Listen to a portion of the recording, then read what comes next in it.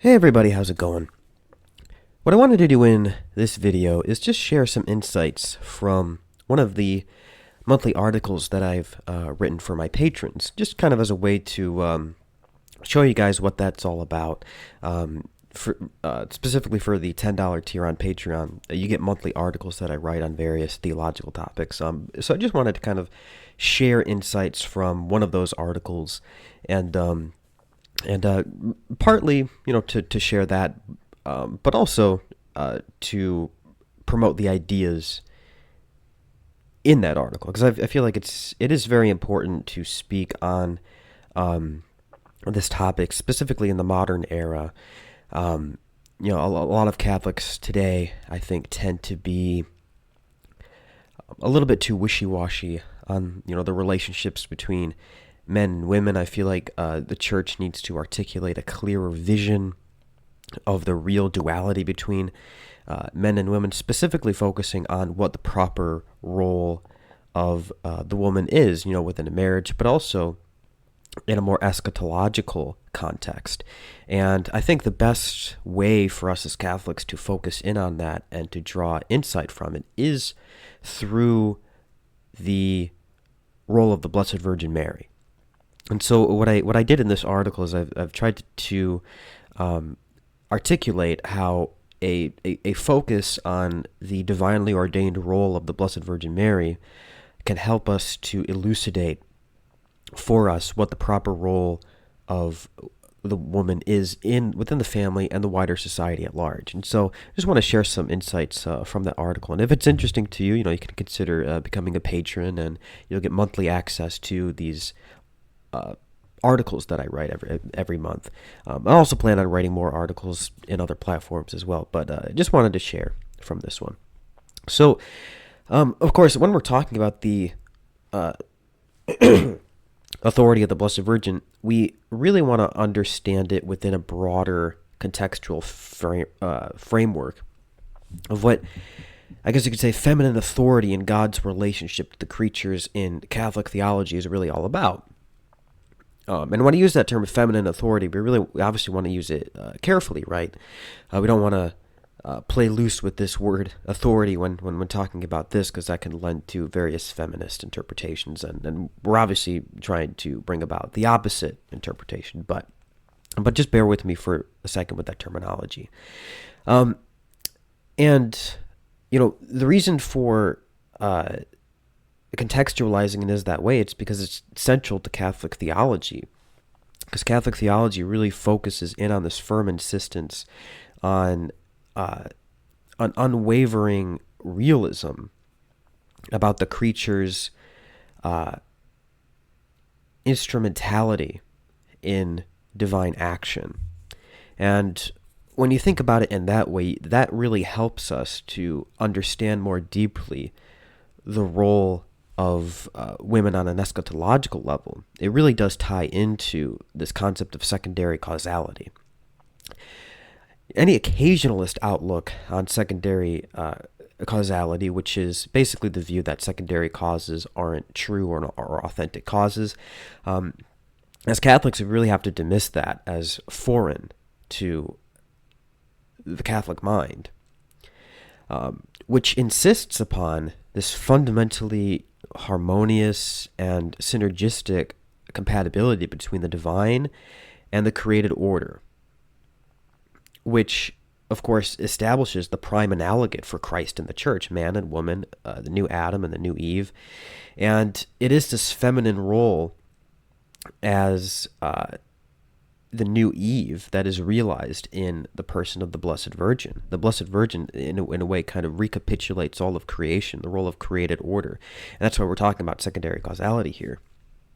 So because God does not bestow his perfective energies upon the created order without this synergistic, authentic response on part of the creature in order to fulfill his divine action in the world, this principle is even on more dramatic display within salvation history itself. Looking at the divine act of the incarnation, which is, of course, thoroughly and properly a result of God's freely chosen prerogative to unite himself totally to a human nature. But in order for God to truly enter into his creation, there's got to be some sort of a disposition on part of the created order itself to yield itself to the divine will and to open itself up to receive the divine presence. And it's this creative disposition, which isn't a mere placeholder, but is an indispensable player with its own, you could say, ontological positivity and perfective role to play in God's salvific work. And in the case of the incarnation, of course, this creaturely disposition takes shape, in a principal way in the fiat of the Blessed Virgin, right? In that scene of the Annunciation. And this does carry within it a certain basis for a specific kind of authority and role relative to women in general. And this is because, it's not just the vocal affirmative expression which God uses like as a purely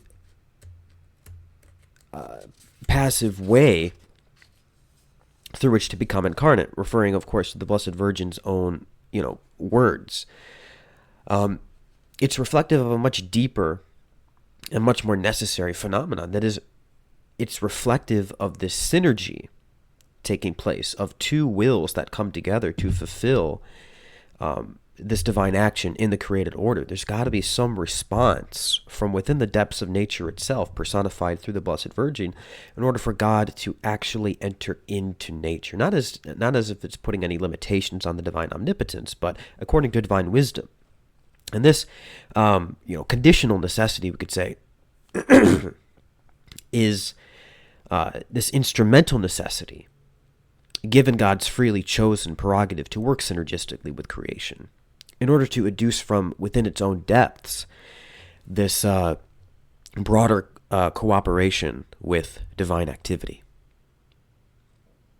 So it's really imperative not to view Mary's fiat as, ultimately just a dispensable or replaceable vehicle of divine action. In principle, it's replaceable, but according to divine wisdom, it's ultimately not. It's got to be seen as this cooperative principle in its own right. And it is this higher causal status that you get this discussion of authority from relative to the role of women. Apart from the fiat of the Annunciation, we have the Blessed Virgin's proper role and authority on display in other places, like the wedding of Cana. We can't overlook here the symbolic context of this event before discussing her role in it.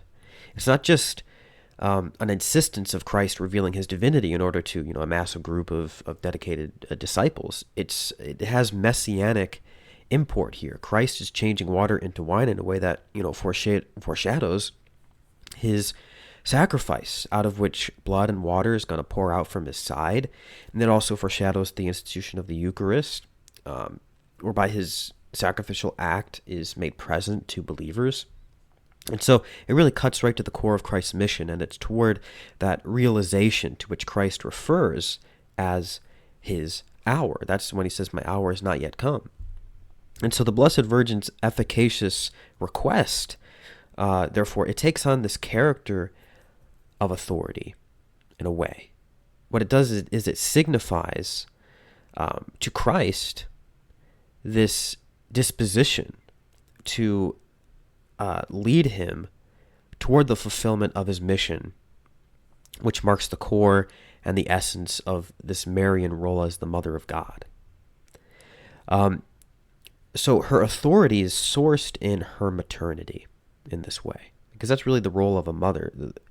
Maternity, her maternity in particular, is marked by this, you could say, feminine life-giving capacity, which was instrumentally, of course, in this conditional way, necessary in order for the God-man to become incarnate into the world in the first place.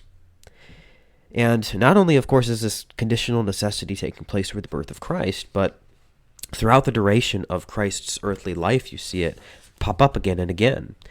It doesn't start with and end with his nativity, but it continues onward throughout Christ's life, and even now, of course, in the present economy of grace and salvation and all of that. But at this wedding of Cana, she gives birth to this manifestation of Christ's messianic mission, which of course marks the core and essence of who he is in relationship to the chosen people, and ultimately to us, the whole of humanity. And it's at her request, which Christ therefore recognizes and acts upon, and it's this act which makes present, or rather manifests externally, not only the divinity of Jesus, but the entire purpose for the sake of which he came into the world. And so this Marian role, it continues onward all the way down to Calvary itself. Her ongoing presence beside Christ on the way to Calvary, it's signifying this role as co-principal, leading her son to the fulfillment of his mission. And even now, you have her as co-redemptrix and mediatrix, which serves as, again, this maternal, life-giving principle of the church's dispensary of grace to us, the faithful. And so this grace is won by the sole merits of Christ, of course, but mediated to the faithful through the Blessed Virgin Mary's maternal role. And so, let's ground this a little bit more on a scriptural level. Of course, we have to start with the proto-gospel, right? The proto-evangelium, which doesn't just refer to the defeat of Satan by Christ. It does make mention of this co-principle in the woman, right, and the offspring of the woman, which of course is Jesus. But it's the synergistic unity of Jesus and Mary together which bring about the salvation of the human race. Of course, Jesus. The proper activity of this salvific act is proper to Christ, but this salvific act is mediated in and through the maternity of the Blessed Virgin, and she's always going to be this co-principle of Christ's act of redemption being brought to us. And so, while the serpent is indeed defeated by Christ of his own power, it's defeated by Christ with the Blessed Virgin, with the presence of the Blessed Virgin, with the mediating influence of the Blessed Virgin. Not taking away from his role as sole mediator, of course, but Mary is freely chosen in this act to be this instrumental vehicle through which Christ mediates salvation to us.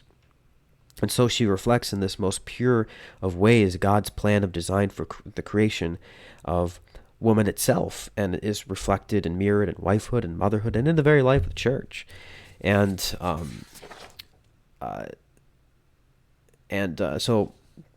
let's talk about that a little bit more, so to understand more deeply how these Marian reflections bear wider relevance to the role of gender in the wider society. Before we do that, though, we have to discuss the theological dynamics of men and women first. So we have to go back to the church's sexual anthropology here, where the headship of Christ over the church is explicitly affirmed, but it's affirmed in a way that has to be considered as different, but also similar to his headship over the wider cosmos. And it's this kind of headship, though, that's further reflective of the type of headship that even the Father has over the Son, albeit very, very imperfectly analogized. But if you meditate a little bit on the relationship between the Son to the Father, it's not in any subordinationist way, but there is a proper order. There is a proper order there. And so this headship that St. Paul makes mention of, far from evoking the capricious rulership or anything like that, it evokes this deeper concept of a source or a principle of origin, right? The Father isn't this domineering ruler of the Son, and he doesn't laud authority over him, but the Father does generate the Son by a sheer act of self-giving and self-emptying love, to which the Son then responds with the same love, and together spirate their mutual love of the person of the Holy Spirit. And so headship and a certain kind of authority, again, not in a subordinationist way, but a certain kind of authority in the context of the Blessed Trinity, has essentially to do with giving, providing, ordering, and self-emptying. And so this headship of the Father is exemplified in relationship to the Son towards the humanity that he sought to redeem. And so the Father is to the Son as the Son is to the church. Now, of course, when we get to men and women, it takes on a completely different structure, right? But it's after this pattern, right?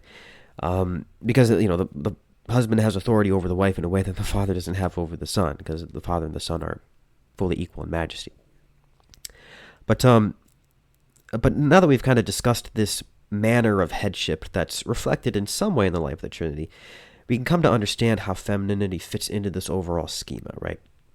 At its core, women are entrusted with this wider mission and task to receive that which is given as dispensed from the headship of the man and the order that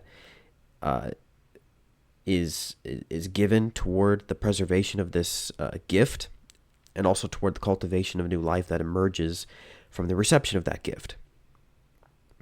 And so as far as the preservation, quality, and generativity of this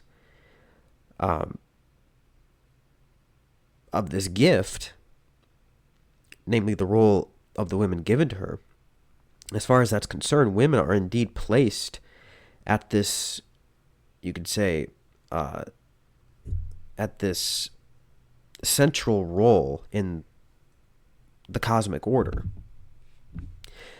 because it's really up to them to ensure that what the man provides for in the way of human life in all of its multifaceted dimensions, particularly within the framework of the domestic church and the family, and is protected and safeguarded and put to this ordered and divinely intended use.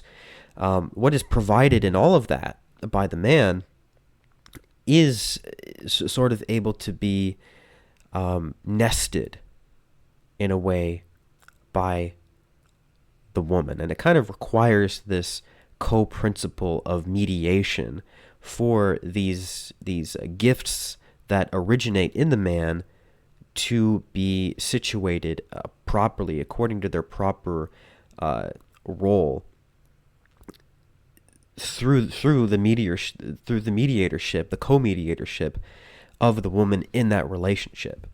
And so if we just consider the role of the man considered of and by itself alone, it's a sort of sterile in a way. It's incomplete. It's uncertain in a way. At least when we're speaking about the natural level, it has to be consummated in this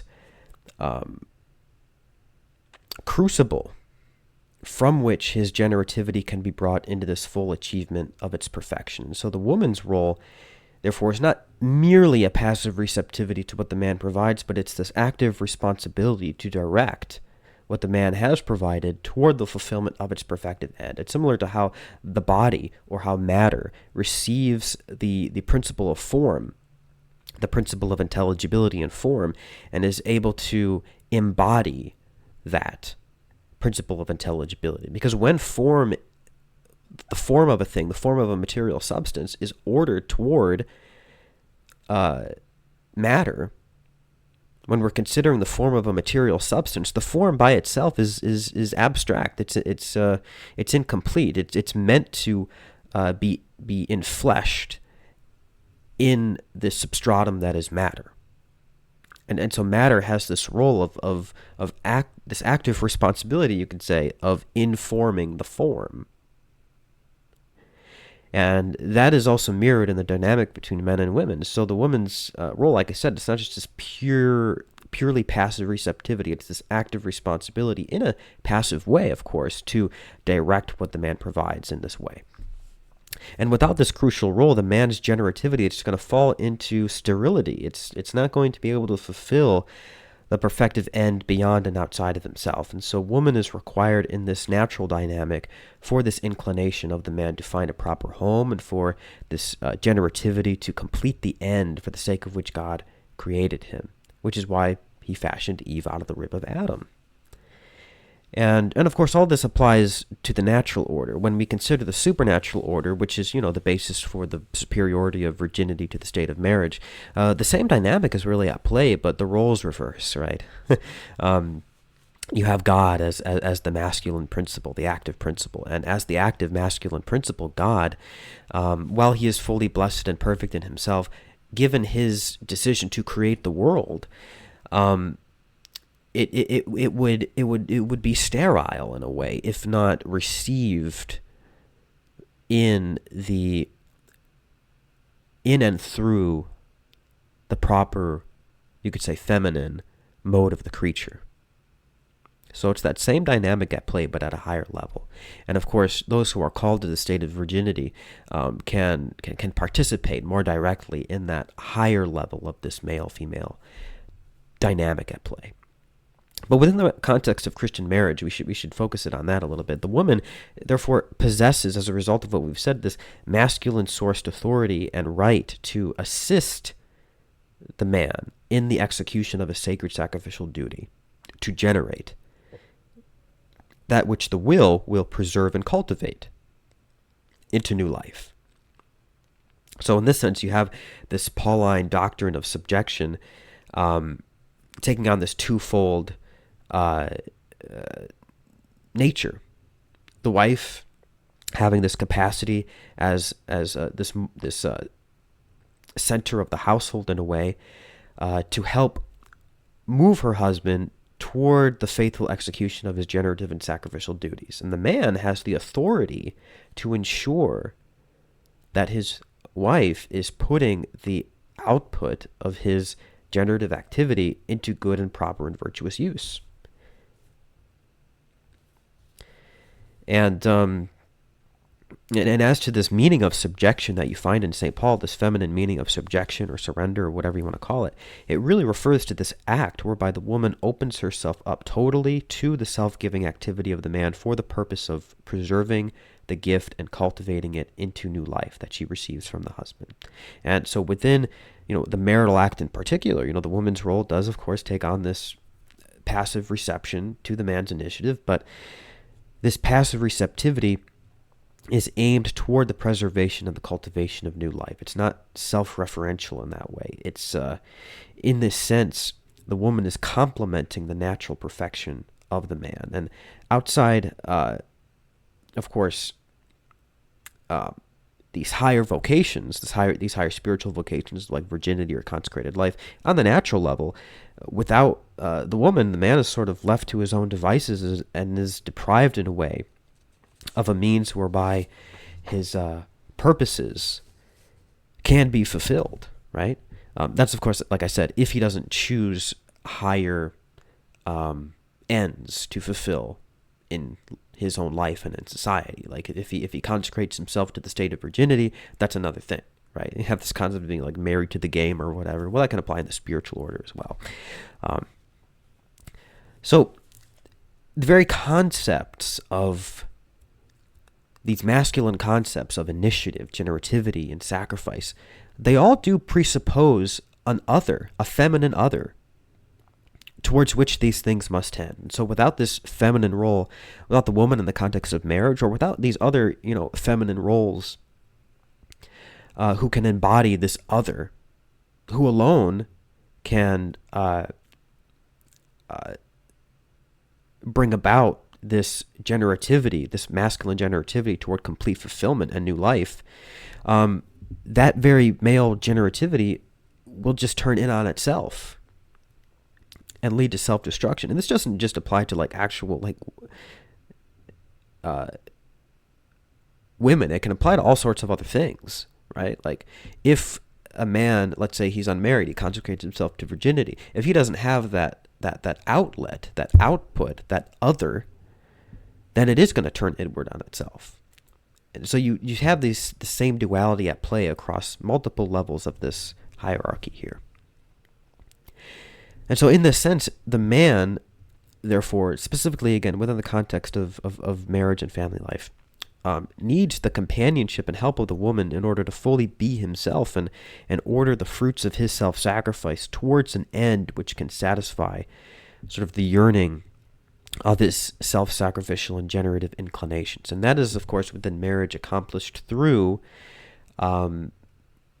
the union he has with his wife and the fruit of that union, which is the begetting of new life, which is cultivated through this maternal co-principle. And as I've said before, it's important to point out that these domestic and natural realities, they have higher and spiritual analogs, which they were always meant to signify from the very beginning of their creation. Women in the order of salvation, they, as I've said, they signify the church in relationship to Christ, whom the man is meant to signify. And the church contains the attributes of being this source of unity, being a teacher of her children, being a mediator of life and human community. And so women are meant to fulfill each of these roles within the domestic church itself, that is the family. And so they are meant to be this source of unity in the family, and by emanating from them that same maternal capacity to nurture and to give continuous life, not only to their children, but also to her husband, of course, not in a maternal way in that sense, but more in a wifely way. That is how this role is realized. And so this nurturing and self-giving role, which designates the core essence of maternity and femininity itself, is continuously operative through the life of the family, the society, and even the church, of course, insofar as it's properly ordered. And so let's talk a little bit about that. So as teacher, we have the role of the mother tasked principally with the responsibility of educating her children, and this educative role reflects the church's educative role towards the world. So we're really trying to get at how the feminine role within the domestic church is reflected in the wider church.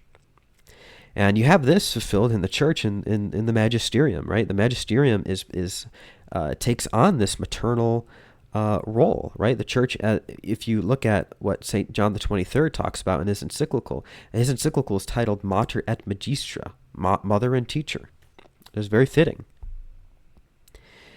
And so that is getting at that essence. So like the nurturing and self-giving role, but also the teaching role. But then we get at the fact that the woman mediates within the home by being this instigative force or impulse which directs the man toward fulfilling his self-sacrificial and generative role, right? And that gets back to this role of the Blessed Virgin even, right? So the church, likewise, is meant to be this instigative force to inspire the wider society to increase in sanctification, holiness, and cultivation of moral virtue. I mean, in this sense, she takes on this maternal role, as a mother does to the children. The mother is meant to be this instigative force to inspire the children to be all that they can be, right? To cultivate virtue, avoid vice, cultivate talents, etc. And the church is meant to be that to the wider society. She's the one in society who lectures princes and kings and calls them again and again to fulfill the calling of their baptism. And to the unbaptized, she mediates salvation to them through the instigation of her missionary impulse, her missionary activity. And so in all these roles, the woman does reflect the church. And even toward God, if we're going back to this role of the Blessed Virgin with Christ at the wedding of Cana, even toward God, the church is the one that provides that source of intercession, interceding prayer on behalf of us to the Blessed Trinity, or to her divine spouse, right? The church is able to provide that Marian role to Jesus as she did at the wedding of Cana. The church can pray, and not only pray, but the church, through the administration of the sacraments, specifically the Eucharist, church has the power to call down the very incarnational presence of Jesus in the Eucharist itself. Talk about an instigative force, an instigative maternal, or wifely, in this case, spousal impulse. And so those are just some of the thoughts I wanted to share. All of those are from that article. So if you found this interesting, if you found it a little bit intriguing or helpful, then you can definitely become a patron. You'll get more of these thoughts. You'll get more of these, whether you want to call them insights or not, whatever you want to call them. If you're interested in that, if you become a patron at the $10 level, you'll get these monthly articles. So I hope it was helpful. Hope you found it interesting. It is important for us to understand more deeply the role of women in society, in the family, but not just for some political end. Like the way in which the red pill community talks about these issues is just so crass and so vulgar, and doesn't get at the real heart of the issue here, right? If we're going to be talking about the role of men and women in society, sorry about that, we have to get at what the eschatological role of women are in society. In order to do that, we have to go back to theological basics. We have to go back to the sources, the theological sources of creation, of divine revelation, what God has revealed to us through the teachings of the church. And that's how we're going to get at the proper role of women in society. And if we're going to do that, we have to look to the Blessed Virgin. We have to look at what her role it was in the life of Christ and towards us today, here and now. And that's going to unlock the key. It's not going to be through some red pill podcast. It's not going to be through any of that. It's not going to be through Andrew Tate. It's not going to be through any of that stuff. They might get at half-truths about this, but they're not getting at the fullness of the truth. And in order to get at the fullness of the truth, like I said, we have to integrate our understanding of the role of women within this broader theological framework, because that gets to the heart and essence of our true identity that was formed in the image and likeness of God. And so we really want to avoid shortcuts on this issue. We want to avoid I guess we really want to avoid ways of speaking about this issue that sidestep the innermost truth of what the relationship between men and women was meant to signify from the very beginning, which is that relationship between Christ and the church. Like, that's the key. That is the key. And also, the relationship between the Blessed Virgin Mary and Jesus. That is how we're going to unlock the deepest understanding of how women are supposed to fit into the family, the wider society at large, and the church as well, because this obviously has implications about women's ordination and all of that. And so yeah, I hope this was helpful. I hope you got something out of this. Yeah, I'll see you around. God bless you.